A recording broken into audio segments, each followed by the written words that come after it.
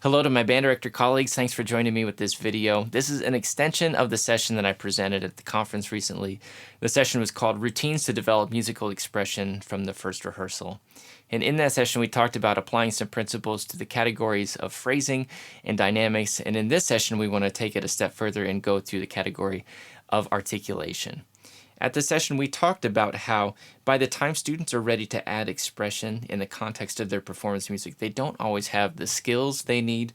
So we talked about building concepts, developing skills, and so when it's time to put everything together in the context of the performance music, that is ready to go. And we also talked about some specific tools we can use to develop these, like Kahoot for re-communicating concepts, and a good warm-up system for skill development, like My System Amplified Warm-Ups, using Sight Reading Factory to give students practice with any number of things that they can see in their music. And we briefly talked about unison sheets, and in this session we're going to talk a little bit more about how to take that concept further. Before we go any further, I want to talk about my definition of articulation, just to make sure that we're on the same page about this topic. I think articulation is how we define and shape individual notes. And I think it's really important that we have both that define and shape in there, because articulation, to me, is kind of like two categories in one. There's when we tongue, and there's also how we shape notes with our air. When you think about accents, tenuto, staccato, that happens with the way that we shape our air in the notes. It's not so much when we tongue, but it includes tonguing and air in the category of articulation. One more reason why I like this definition of articulation is that by changing just a couple of words, we have a good definition of phrasing too.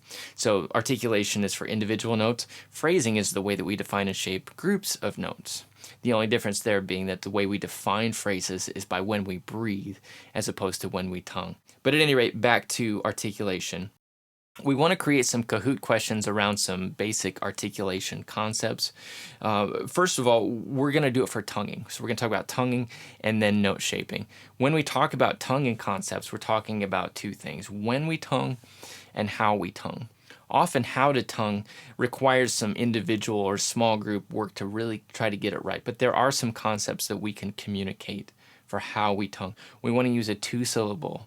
We want to keep our air going, and we want to keep our mouth relatively set with our jaw still, not moving the corners of our mouth around. That's going to enable us to tongue the right way. As far as when we tongue, we're only going to tongue at the beginning of notes, not the end of notes. And we're going to tongue every note unless we're slurring to it. And we'll want to get a little bit more specific about a couple of those things. But we can write some Kahoot questions around these concepts. For brass and woodwinds, what changes in between these notes? Well, students can see that this is the same pitch throughout, so the only thing that's going to change is the tongue. So not the air, not the mouth, not the fingerings, but the tongue is the only thing that moves in between those notes. How many times should you start your air to play this? And this is going to trick some students. They're going to start counting notes. What they need to remember is they're going to start their air and keep it going continuously through this passage. They're not going to be stopping and starting it. So they just started that once at the beginning of that phrase. True or false, you should always tongue the first note after a breath.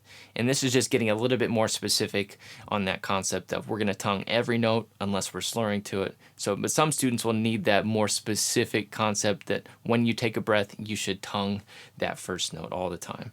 And then how many times should you tongue when you play this? 5 times the first note of the slur, and then all the quarter notes in measure 2. Of course, for trombone players, they're going to use the do tonguing on the second, third, and fourth notes here. So that's why you have to specify that in the question. As far as developing the skills around when to tongue, I like to start with a warm-up routine. And again, going back to tonguing on repeated pitches. And the reason why this is so helpful is because it takes away all the rest of the difficulty and allows the student to just focus on the movement of the air and the movement of the tongue, because that requires its own practice and just getting that tongue placement right, keeping the air going. And this is something that I build into all the levels of my warm-ups. Another exercise, and this is again from the first year of the warm-up system, but including some slurring, so they're getting used to when they tongue and when they don't, when there are slurs involved. And then I like to take it to Sight Reading Factory and practice slurs then. And this level is for trombone specifically, but it works well for all instruments, just to get that practice in there. For trombones, I would break it down further, and we just talk through maybe the articulation in the first measure and say, 2, 2, 2. practice that, and then they play just that one measure and take the time getting that slur articulation going for trombones. But again, this is great for any instrument. This exercise in the warm-up system is marked releases, but again, this is going to be about not tonguing at the end of notes. And there's the text reminder there, end notes with your air, not with your tongue. And this is a super important thing to establish early on, because the longer you allow a student to go with the habit of ending their notes with their tongue, the harder it's going to be to retrain them down the road. We want to leave the end of our notes open, end them with the air, so there's some resonance upon the release. And this goes right into the staccato, which we'll get to in a moment, but you want to end staccatos as well by stopping it with your air, not your tongue. So that's how we teach the tonguing concepts and skills. Now let's talk about the note shaping part, like accents, staccatos, tenutos. There's one major concept that I communicate to all students, and that is simply shape the air like the shape of the cymbal. These articulations have almost nothing to do with the way that we tongue. It's all about how you shape the notes with your air. So let me show you what I mean. This is a recording of accents. This is the waveform there. You can see how the shape of the note is exactly like the shape of the cymbal. So shape your air for an accent, more air at the beginning, less air at the end. Same thing for staccato, just a little dot of air, and you're going to leave it open at the end, but just a little dot of air. Shape it with your air, not your tongue. And then tenuto, again, just a sustained, even amount of air through the note. Just shape your air like the cymbal and you'll have it made. Then we can ask questions like this. How do you play tenuto articulations? Sustained air through the note. Staccato notes are shortened with your air, not by stopping it with your tongue. One of the first articulations that shows up in my warm-up system is accents, because it takes a lot of practice to get a really good sounding accent. Students need work just feeling what it's like to push more air at the beginning of the note, taper it off, and have it sounding good all the way through. Some of the problems that you'll encounter with accents are tonguing too heavy or scooping the pitch into the note. And if you think about the way that saxophone players tend to do accents, they move too much of their tongue, so they tongue heavy, and then drop their jaw at the beginning of the note and they scoop it into the pitch. And so they need training on what it's like to push more air but keeping this set and get that sounding good. I've also had a problem recently with a couple of alto sax players. They were playing chirpy sounding accents. And so I asked them, how old is your reed? And they thought about it for a second and said, it's probably time for a new one. Like they couldn't remember the last time they had changed their reed. So that might be also one reason why you're not hearing good accents. I also think that a line like this is important just so students get the contrast between how they should move their air for these different note shaping articulations.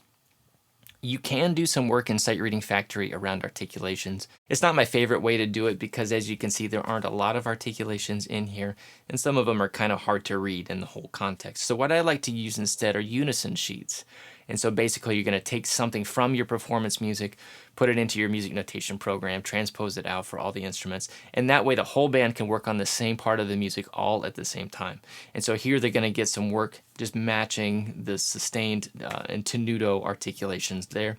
And on this one, in addition to learning the rhythm of the tune, they're also going to feel where they need to place those accents and how they need to emphasize those certain notes. I think it's important, no matter what level you teach, to really be clear about the concepts that are important to communicate and to communicate them frequently. But it's also really important to identify the skills that align with those concepts. Make sure you're giving students the opportunity to develop those skills on a daily basis. So these are the tools that I've built my routines around. I highly encourage you to check them all out. But if it's too much to think about trying to use all of them at once, pick one, go with it, try to implement it into your teaching, and see where you go from there. If you go to amplifiedwarmups.com and you enter your email address, we'll be able to stay in touch, and I can send you some things that will help you with each of these 4 things. And so again, just go to amplifiedwarmups.com, enter your email address, and I'll be able to help you further from there. At this point, all the best to you and to your students, and thanks for watching, and we will see you soon.